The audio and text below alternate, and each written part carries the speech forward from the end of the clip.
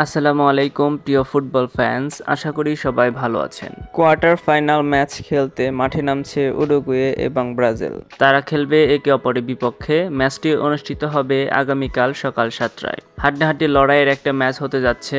চলুন দেখি দুটো দলের পসিবল লাইন আপগুলো কেমন হতে পারে।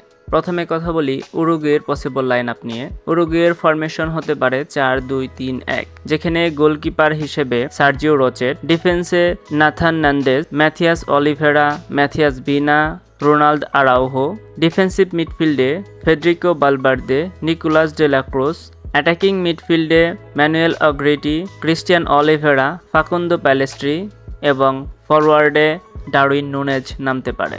এবার কথা বলা যাক ব্রাজিলের পসিবল লাইন আপ নিয়ে।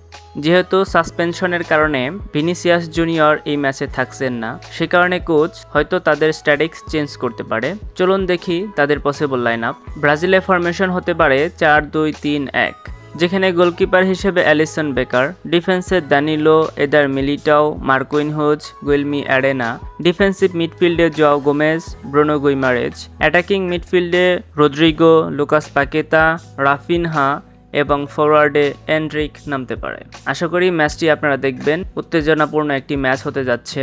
ম্যাচটি আপনারা বাংলাদেশিরা টিভিতে টি স্পোর্টসের মাধ্যমে এবং ভারতীয়রা সনি নেটওয়ার্কের মাধ্যমে দেখতে পারবেন। তো আজ এ পর্যন্তই। আবার আসবো ফুটবলের এবং কোপা আমেরিকা সংক্রান্ত আরও অন্যান্য ভিডিও নিয়ে। আশা করি সে পর্যন্ত আমাদের সাথেই থাকবেন।